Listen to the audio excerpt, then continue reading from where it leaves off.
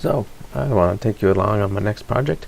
Um, Myself and Carl Noseworthy have been good friends for a long time, and we've dived into a whole bunch of fields of craftsmanship, whether it be furniture making, jewelry making, knife making, tool, um, you name it, man.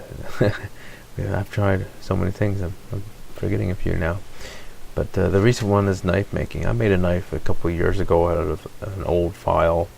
I was reading about tool steels and blacksmithing and how to harden and quench steel and the chemistry going on inside steels while you're doing that is fascinating. But we're both kind of interested in knife making. Since then, I've made a couple tools, but I haven't done any knife making specifically. But he's dived into it a little bit, and like many of our other craftsmanship adventures, it starts pretty humbly. We don't have the tools required, and we start in very humble beginnings, fabricating up what we need to get the job done, and explore what we can do in that field of craftsmanship before we do much investing in it, especially if you turn out not to like it or or not be very good at it. So here you see a couple scenes where Carl is in his very humble beginnings of knife making back a year and a half ago, using an old, well, not an old forge, a forge of his own. Um, it's like a Franken forge. It doesn't have anything to do with a forge originally, but he's using it as a forge. But it works. Whatever works is the model that we use for our humble beginnings. And eventually, we're probably going to dive into knife making. It was probably over a year ago he made his first neck knife. I think he made another knife too. Anyway, that's when I asked him I would like him to make me a knife. And don't make the handle. Don't make the scales. Because that's something I want to do, just to make the knife my own. And we had long talked about knives since probably the first year we spent significant time together in university. We always talked about the dream knife design. What would be the perfect knife? And man, I think this is it. Especially for a bushcraft knife. We could never have one knife to do it all. This one can, but this is not one you would wear every day. So we had an everyday ideal knife and a bushcraft ideal knife.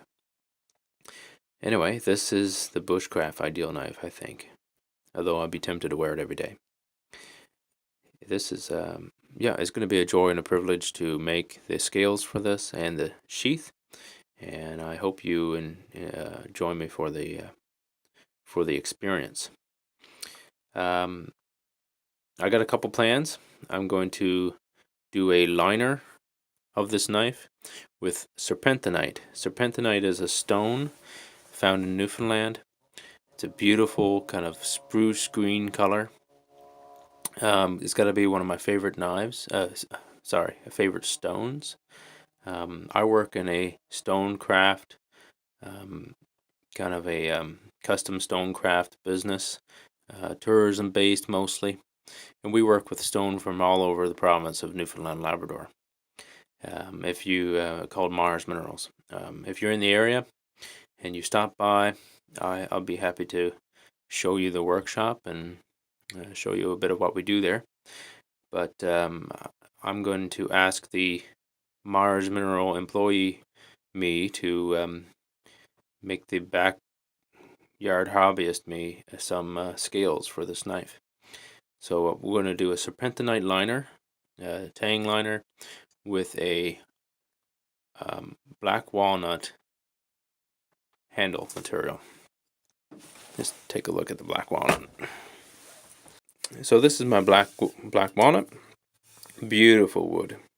And I think this dark wood contrasted with a spruce color green liner and a beautiful leather sheath with brass pins will be just top notch for this razor, for this knife. I can't think of a better combination that fits my taste. Of course, we're talking taste here, so I'm sure you guys got different ideas.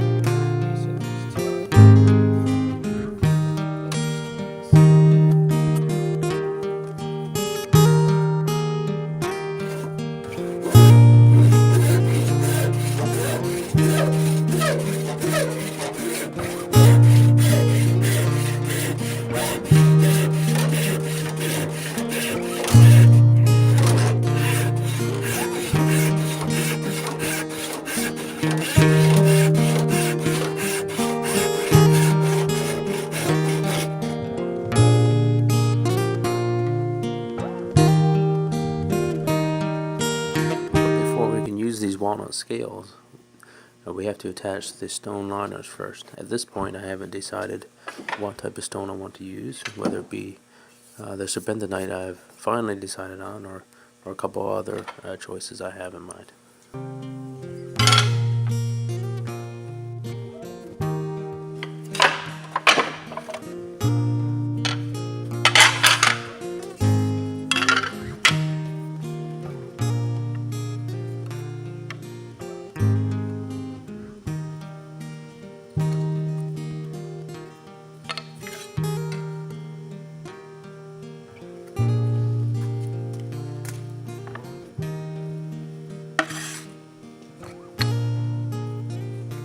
In the next video, we'll see how the serpentinite scales get attached and all the work that goes into that.